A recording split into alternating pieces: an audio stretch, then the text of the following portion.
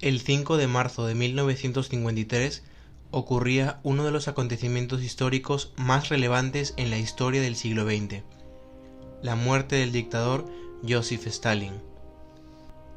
66 años después, estos hechos siguen aún envueltos en mucho misterio por las circunstancias que acontecieron en los días previos. El tema, por lo tanto, es un terreno fértil para aquellos que dudan de la versión oficial, que nos cuenta que el líder soviético murió de un ataque cerebrovascular. El día de hoy, camaradas, hablaremos sobre la extraña muerte de uno de los dictadores más temidos de toda la historia. La noche del 28 de febrero de 1953, Stalin celebró una reunión en su casa de campo en Kuntsevo, a las afueras de Moscú, con sus 4 hombres de confianza. Lavrenti Beria, entonces jefe de la policía secreta, Georgi Malenkov, primer ministro y posiblemente el sucesor inmediato de Stalin, Nikita Khrushchev, quien finalmente fue su sucesor, y Nikolai Bulganin, ministro de Defensa. En dicho encuentro, los invitados vieron una película y se retiraron alrededor de las 4 de la madrugada. El 1 de marzo, Stalin no había pedido el desayuno, lo que inquietó tanto a los criados como a los guardias de la dacha. Sin embargo, nadie se atrevió a entrar en su habitación. Cerca de las 10 de la noche llegó un paquete proveniente del Comité Central de Moscú.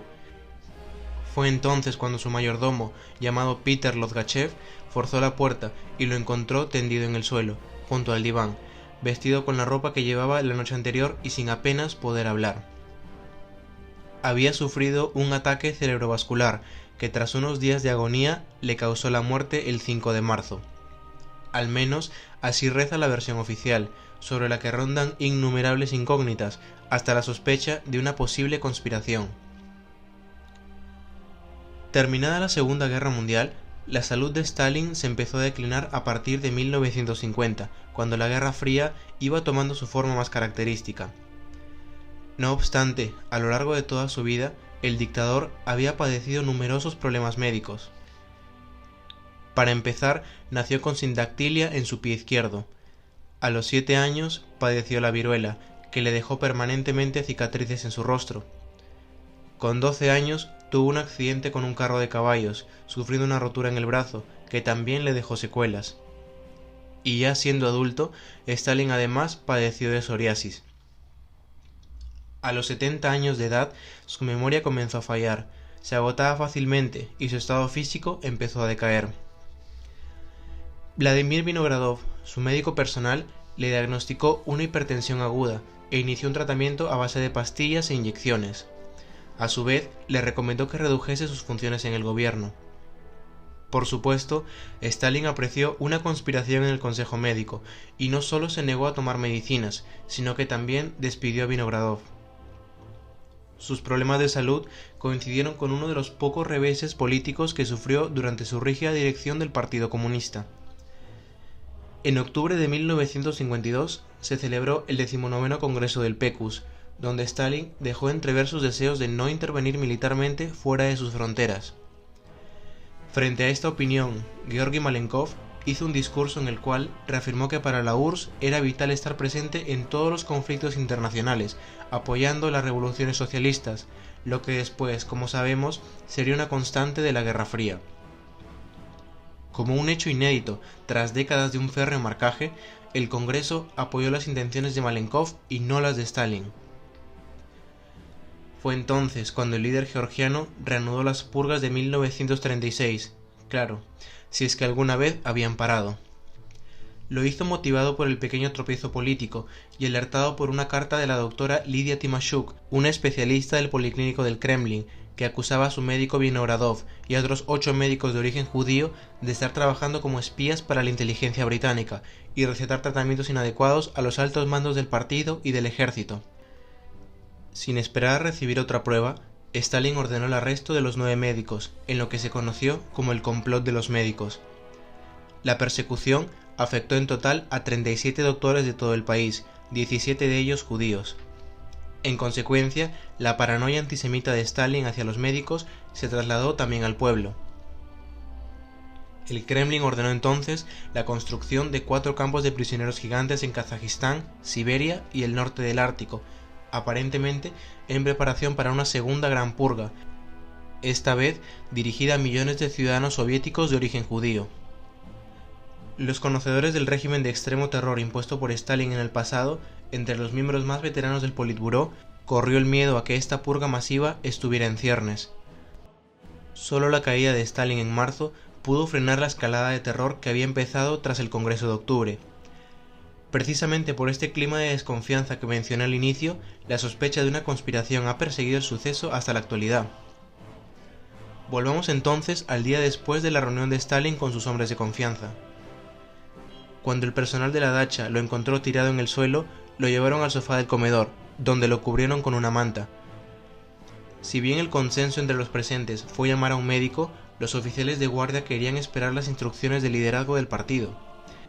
Finalmente llamaron a Beria, quien les exigió que no le dijeran a nadie sobre la enfermedad de Stalin.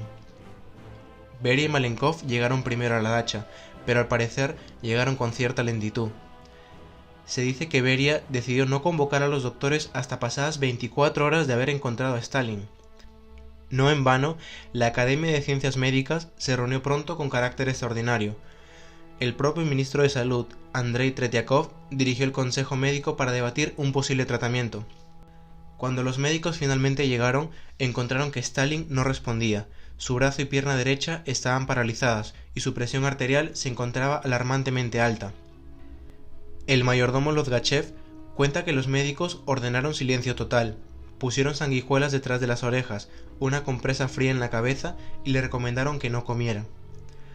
2 días después de que los médicos lo vieron por primera vez, Radio Moscú hizo el anuncio, revelando que Stalin había sufrido un derrame cerebral el domingo por la noche. La agonía de Stalin se alargó varios días más. Ninguno de los cirujanos se decidía por una intervención o algún tratamiento específico, ya que los mejores médicos estaban encarcelados.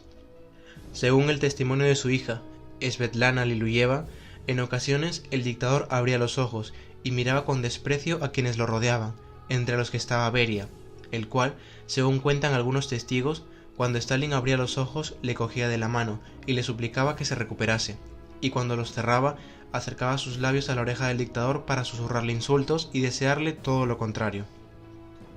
Svetlana contaba además: era aquella una mirada horrible, una mirada de locura, de cólera tal vez, y de pavor ante los desconocidos rostros de los médicos que se inclinaban sobre él. Aquella mirada se posó en todos durante una fracción de segundo, y entonces alzó de pronto la mano izquierda, la única que podía mover, y pareció como si señalara con ella hacia arriba, o como si nos amenazara a todos. El gesto resultaba incomprensible, pero había en él algo amenazador, y no se sabía a quién ni a qué se refería. La cada vez más angustiosa respiración de Stalin marcaba sus últimos días, mientras su rostro se ennegrecía a causa de la mala circulación. El día 4 de marzo pareció por un momento que estaba recuperándose, y una enfermera comenzó a darle de beber leche con una cuchara. En ese instante sufrió un nuevo ataque y entró en coma. Los médicos que atendían a Stalin le practicaron la reanimación cardiopulmonar, hasta que finalmente, a las 10:10 del día 5 de marzo, no consiguieron reanimarlo. Stalin murió a la edad de 73 años, justo 2 semanas después que se ordenara la construcción de los campos de concentración y 2 semanas antes de que los médicos acusados fueran a juicio.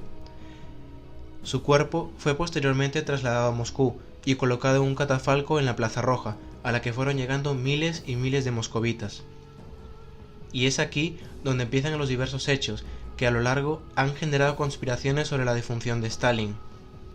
Uno de estos relatos nos cuenta que, 90 minutos antes de su última respiración, a las 8:40, representantes del Comité Central del PECUS, del Gobierno y de la Presidencia del Parlamento habían celebrado una reunión conjunta para decidir la sucesión del dirigente comunista. Se cree que había demasiada prisa por enterrarlo y cerrar su sucesión, incluso para esperar a que los médicos pudieran salvarlo. Otro hecho es que el primero en propagar la teoría del envenenamiento fue su alcoholizado hijo Vasily, que desde el principio denunció las negligencias médicas que rodearon la muerte de su padre. Sin embargo, el máximo sospechoso, más allá de los médicos a los que el propio Stalin acusó de conspiradores, siempre fue Beria. Ciertamente, si alguien podía frenar los planes de purga de Stalin, ese era el jefe de la policía y de la NKVD. Pocos días después, Beria puso fin a la investigación del complot de los médicos, junto al reconocimiento de que las acusaciones habían sido inventadas.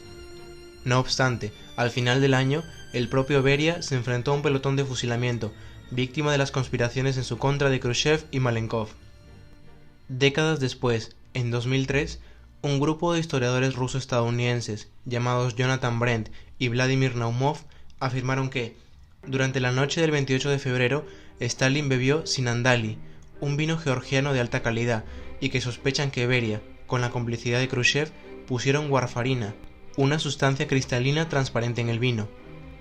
La warfarina es un químico sin sabor que en 1950 acababa de ser patentado en la Unión Soviética como anticoagulante para pacientes con enfermedades cardiovasculares y más tarde ampliamente utilizado como veneno para ratas.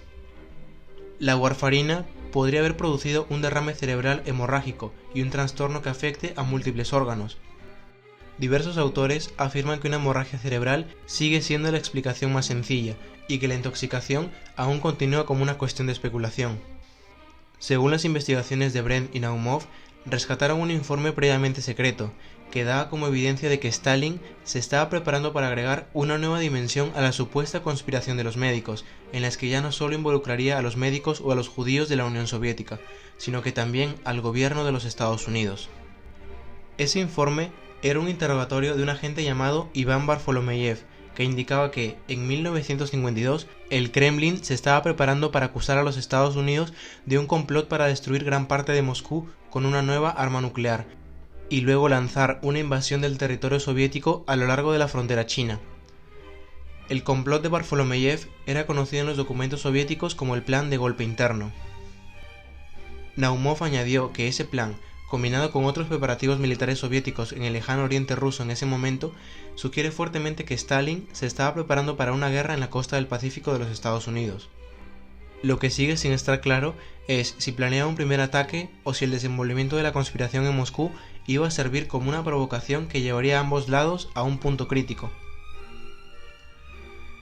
Brent llega a la conclusión de que el temor a un holocausto nuclear podría haber llevado a Beria, y quizás a otros en esa cena final, a dar su consentimiento para acabar con Stalin.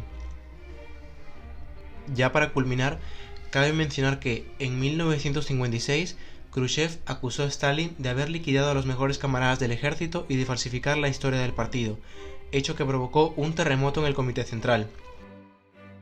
En 1961 se ordenó sacar el cuerpo de Stalin del mausoleo de la Plaza Roja para enterrarlo fuera del muro del Kremlin, y se rebautizó la ciudad de Stalingrado como Volgogrado, dos medidas de Khrushchev en su proceso de desestalinización y que dieron por concluido el culto reverencial al hombre de acero. Esto ha sido todo por hoy, no te olvides darle me gusta y ya nos vemos en la próxima batalla.